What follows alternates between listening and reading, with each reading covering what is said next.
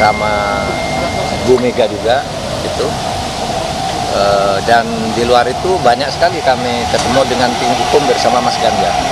Jadi ya komunikasi kami terus jalan karena sudah ada garisnya dari ketua kerjasama partai pengusung, yaitu dari Bu Mega, agar kita mengambil dua jalur secara tegas. Satu jalur hukum, itu saya yang mengkoordinir pada tingkat pasangan calon. Kemudian jalur politik itu nanti saya tidak ikut jalur politik, yaitu angket, karena saya bukan orang partai. Tapi saya membaca bahwa rancangan angket itu serius dan sudah jadi. Saya sudah pegang naskah akademiknya, tebal sekali, di atas 75 halaman lah ya yang sudah saya baca itu. Jadi itu angket itu jalan, tinggal kan itu perlu koordinasi teknis ya, siapa yang tanda tangan di depan gitu. Itu sudah ada nama-namanya, tapi yang mau tanda tangan itu kan harus baca dulu juga ya, biar nanti ketika mempertahankan itu tahu. Dan itu jalur politik kan Pak ya? Itu jalur politik yang dikoordinir kalau pada tingkat paslon itu oleh Mas Ganjar. Saya jalur hukumnya. Kita berbagi tugas tapi tetap punya kaitan. Nah, saya ingin tegaskan lagi bahwa kalau jalur politik dan jalur hukum itu konsekuensinya berbeda. Kalau jalur hukum itu konsekuensinya adalah pemilu atau hasil perhitungan itu sah atau tidak, benar atau tidak, yang ditetapkan oleh KPU, yang ujungnya nanti mungkin satu pemilu diulang, pemilu didiskualifikasi, atau mungkin ini sudah sah gitu kan. Itu nanti yang akan dipertarungkan di Mahkamah Konstitusi. Jadi sesudah putusan MK nanti ya nasib Pilpres ini bagaimana angkanya, itu satu ya. Kalau jalur politik itu angket, itu yang digugat adalah kebijakan pemerintah, bukan paslon, bukan kemenangan, bukan KPU yang dipersoalkan di angket itu, tapi kebijakan pemerintah di dalam pelaksanaan beberapa undang-undang ya, yang berimplikasi tentu saja dalam prakteknya terhadap pemilihan umum, tetapi tidak akan menafikan hasil pemilihan umum yang telah ditetapkan oleh KPU dan MK, itu angket. Oleh sebab itu juga angket itu tidak ada kaitan langsung dengan pemakzulan. Angket itu tidak ada kaitan langsung dengan pemakzulan presiden, karena dari sudut teknis prosedural berbeda. Bisa saja nanti misalnya angket menyimpulkan satu, telah terjadi penyalahgunaan anggaran negara, yang kedua telah terjadi korupsi. Nah, kalau korupsi itu pemakzulan kan. Nah, itu nanti dibentuk panitia pemakzulan lagi, beda lagi, dan itu lama gitu. Mungkin ada indikasi tindak pidana. Nah, itu nanti akibat hukumnya bukan pemakzulan, hukum pidana biasa gitu. Nah, itu ya normatifnya begitu. Kalau angket itu tidak akan ada hasil angket presiden makzul, nggak bisa.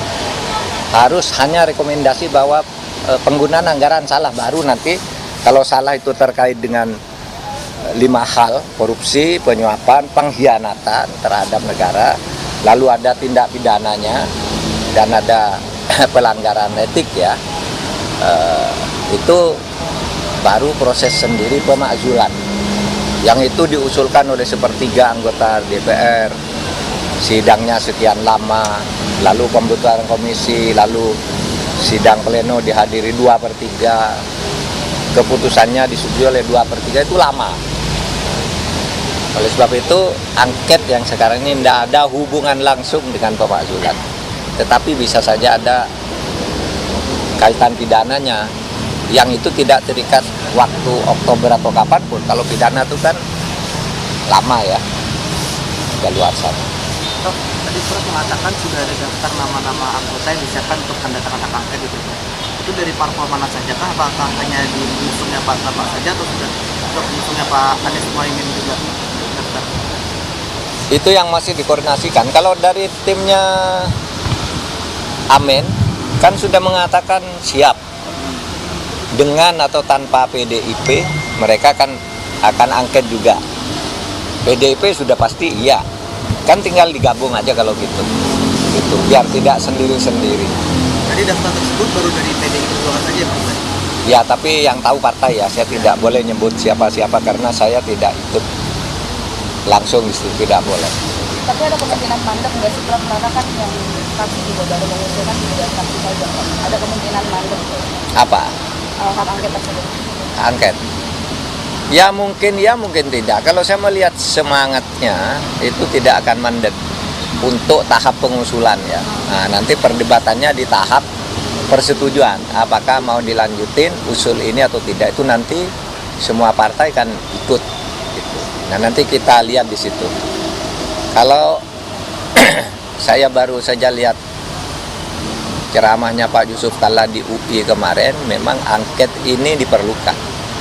Karena pemilu ini menurut Pak Yusuf Kalla ini pemilu terburuk sepanjang sejarah pemilu di Indonesia. Sejak tahun 55 sampai sekarang ini pemilu terburuk.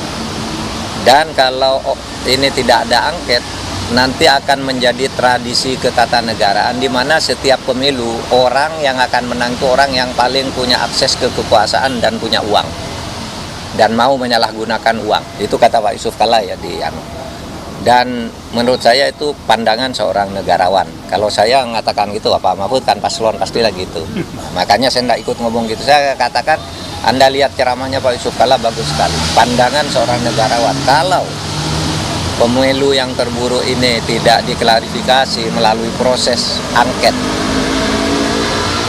maka nanti pada saatnya akan ketemu krisis politik dan krisis ekonomi.